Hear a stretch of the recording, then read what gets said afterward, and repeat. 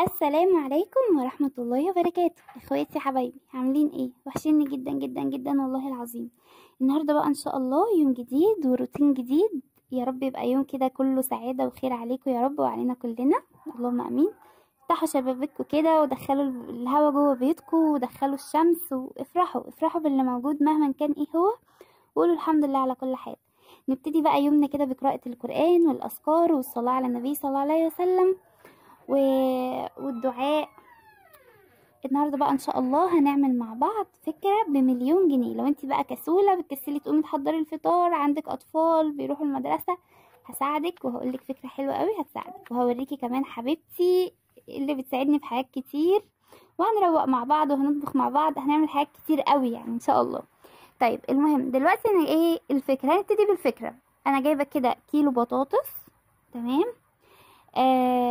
هقشره وهنضفه كويس وهغسله بعد ما اقشره، تمام. وهقطعه بقى صوابع اكني هحمرها بالظبط، فاهمه قصدي؟ المهم انا كده جبت البطاطس غسلتها وصبعتها، وهرجع كمان بعد ما اقطعها صوابع ارجع اغسلها تاني، مش عايزه اي ماده بيضه فيها، تمام. محضره بقى معايا ميه وبرطمان. البرطمان طبعا هنعقمه بالخل، هنخلي البطاطس يا ولاد بهزر طبعا، احنا مش هنخلي البطاطس ولا حاجه، انا هقول لك على الفكره، فكره هتعجبك قوي ان شاء الله، تساعدك كتير. طيب انا كده عقمت البرطمان بالخل ورجعت دلقت كل الخل منه، انا مش محتاجاه في حاجه عشان الخل بيجلد البطاطس، مش عايزه اي خل جوه الخلطه اللي احنا هنعملها دي، تمام. هحط بقى البطاطس كده في البرطمان اللي معايا، بطاطس صوابع احطها كده في البرطمان اللي معايا واكبسها اكني بالظبط بعمل مخلل فعلا، بس هو مش مخلل طبعا، احنا يعني مش وصلت للدرجه دي ان احنا نخلي البطاطس. طيب انا قاعده اكبس كده البطاطس بحيث ان البرطمان ياخد معايا اكبر كميه ممكنه، تمام. بقى شويه من الكيلو مش مشكله هعملهم على الفطار بس المهم يعني ان انا شلت كميه محترمه يعني هتكفيني الاسبوع كله ان شاء الله. طيب انا كده حطيت البطاطس جوه البرطمان، هحط بقى سنه ملح، ونسيت اقول لكم ان انا مقطعه توم وحطيته جوه البطاطس، بس للاسف الكاميرا ما صورتش، يعني توم مفروم جوه البطاطس، تمام. وحطيت حسيت اني عايزه ملح تاني، حطيت ملح تاني وحطيت بقى الميه، وهنا معايا كام فص توم سلام حطيتهم بقى على الوش. طيب دي بقى الايه دوت، تسحبي منه طول الاسبوع بطاطس محمره، يا دوبك هتطلعي وهتحمري، بس قبل ما تحمري تغسلي البطاطس بحيث ان هي تكون درجه حرارتها نفس درجه حراره المطبخ، يعني مش ساقعه، عشان لو ساقعه هتجلد منك في الزيت. طيب هنعمل بقى اكله كده، يعني كانت وحشاني قوي في اليوم ده بصراحه، اللي هو الرز الاسكندراني، هوريكم انا بعمله ازاي. انا بحط كده كميه سمنه محترمه يعني، وبشوح فيها الرز مع العدس، ببقى غسلاهم الاتنين في نفس زيت الطبق، تمام. وبنزل على السمنه على طول بالرز والعدس، يعني ولا بحط بصل ولا توم، هحط توم بس مش في المرحله دي.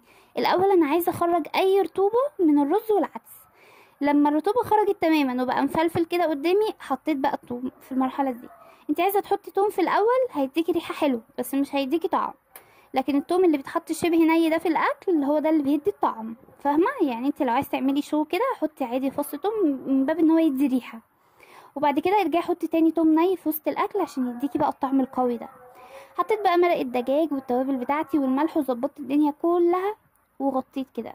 للاسف بقى الفكره دي هي اللي مش حلوه، ان انا فقشت البيض على الوش، قلت يا ريتني كنت عملته بيض مدحرج.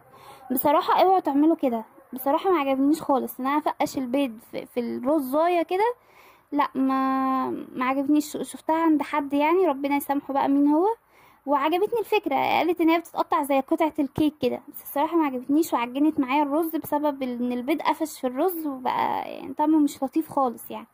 قدمته بقى جنب حبه بطاطس محمره اللي هما كانوا متبقيين من الاول، وحط حبه طماطم بقى مخلله وحبه مخلل، وكانت اكله حلوه، بس لولا ان انا فقشت البيض على الوش دي ما كان يعني الحمد لله على كل حال. يعني ركنتها بقى على جنب ودخلت على الصاله. يعني ينفع كده بالذمه؟ ينفع المنظر ده؟ طبعا ما ينفعش، يعني انا صاحيه على هذا المنظر مش عارفه اقول ايه والله طب الحمد لله دلوقتي هبتدي زي ما انا قلت لكم في الروتين اللي فات، انا بلم اي حاجه ليها علاقه بالهدوم او بالزباله، لان دول اكتر حاجات معلش انا اسفه. اكتر حاجات بتكركب اي مكان الهدوم والزباله. لميت كده الهدوم والزباله، انا طبعا حاطه الفريزر عندي في الصاله عشان الحمد لله ما عنديش مكان احط يعني غير هنا. تمام. رشيت بقى ملمع زجاج عليه كده من فوق. الملمع الزجاج ده تحفه يا بنات بجد، بيلمع لي اي حاجه في الشقه، خشب بقى، تلاجات، اي حاجه يعني، مش ازاز بس. وهنا بقى دخلت على الكنبة بلم برضو من عليها الهدوم، وشلت الكوشن اللي هي الكوشنات اللي كانت عليها. كان عندي كوشن كبير بيتحط في النص بس ده انا بغسله، فعشان كده فرشة مكانه مصلية. ما بحبش اشوف حاجة مش مفروشة يعني، دايما بحب احط على كل حاجة فرش حتى لو مش بتاعها، بس بحب افرشها. يعني مش عارفة ده مرض ولا ايه بالظبط.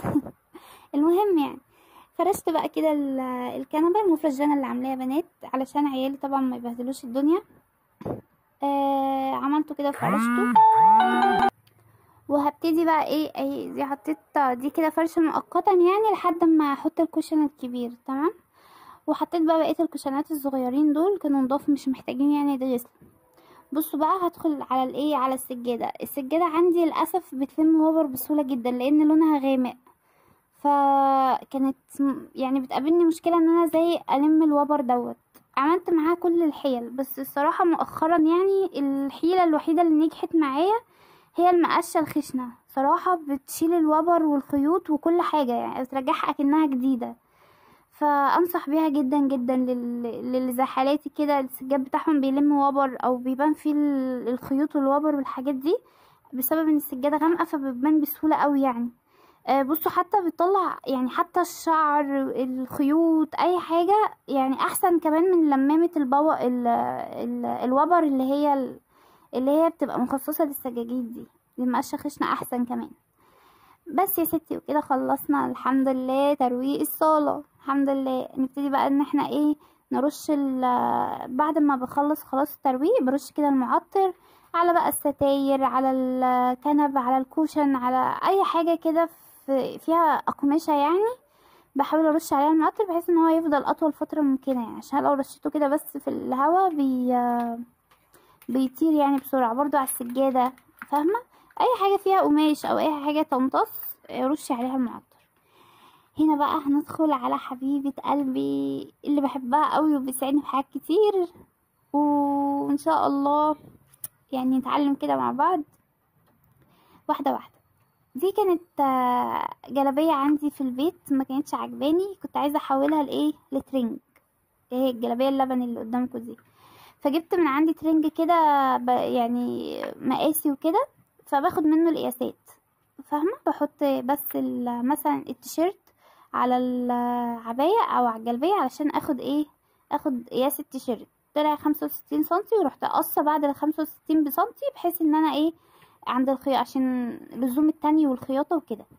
انا بقى كنت عايزة كمان مش بس ان انا اقصها، ان انا اغير في شكلها، ان انا يعني حتى شكلها ما كانش عاجبني.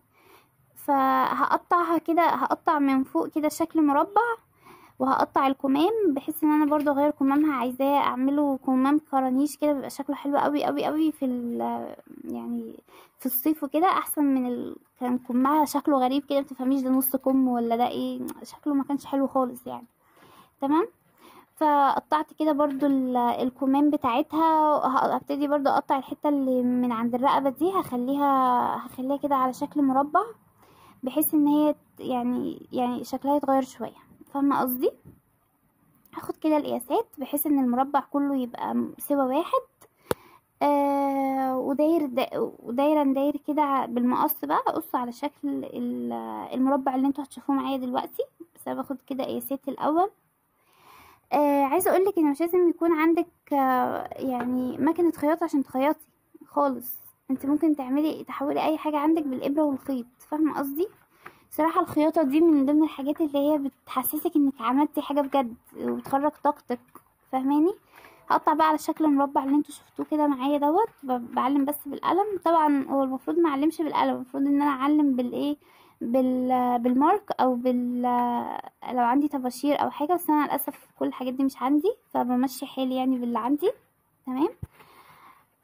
هقص بقى كده زي ما انتوا شايفين معايا. هقص الحتة اللي هي اللي من عند الكتف دي. طبعا إن هو المفروض ان انا كنت اخد قياسات بشكل تاني، بس عشان يعني بحاول كده ان انا اغير شكلها شويه، فقصته بالشكل ده طلعت كبيره شويه، بس رجعت عدلت بقى بالاساتك وكده، فالدنيا اتظبطت. فاهماني؟ حركة بوريكم ان انا عايزه اكشكشها واعمل فيها حركات يعني وكده، احسن من شكل العبايه بتاعه البيت بصراحه. طيب انا كده بقى ركنت البلوزه على جنب. ده الجزء التاني من العبايه، بحاول ان انا اتنيه. كان صعب قوي يعني، ما تفهميش كانوا مخيطينها ازاي، مخيطينها بلوحه. فاهمه قصدي؟ ان انا بحاول اتني القماش على بعضه، مش عايز يتساوى خالص، اللي هو اجيبه يمين اجيبه شمال، في حتت كده قبه في النص بجد. أنا مش عارفه ليه اللي مفصلها كانت دماغه فين، وانا كان دماغي فين يوم ما كنت بشتريها. هي حاجه غريبه كده. المهم يعني الحمد لله بعد عناء طويل عدلتها، ودلوقتي حطيت بقى البنطلون بتاع البيجامه على الجزء اللي انا عايزه اقطعه، اعمله بنطلون. زي ما انتوا شايفين كده يعني بقطعه من عند الحته اللي هي المفتوحه، مش من عند الحته المقفوله. الحته المقفوله دي هي دي بتاعه البنطلون، الحته المفتوحه او الحتتين اللي هم على بعض هي دي اللي انا بقطع من عندهم القماش. اكيد فاهميني صح؟ لو عايزين يا بنات اعمل بجد فيديوهات عن الخياطه وكده بشكل مفصل اكتر من كده، نعمل يعني بشكل فيديوهات لوحدها بره الروتين. انا اصلا بحب يعني الخياطه وكده بجد، والله بتطلع باور وطاقه فظيعه. سبحان الله بجد حلوه قوي.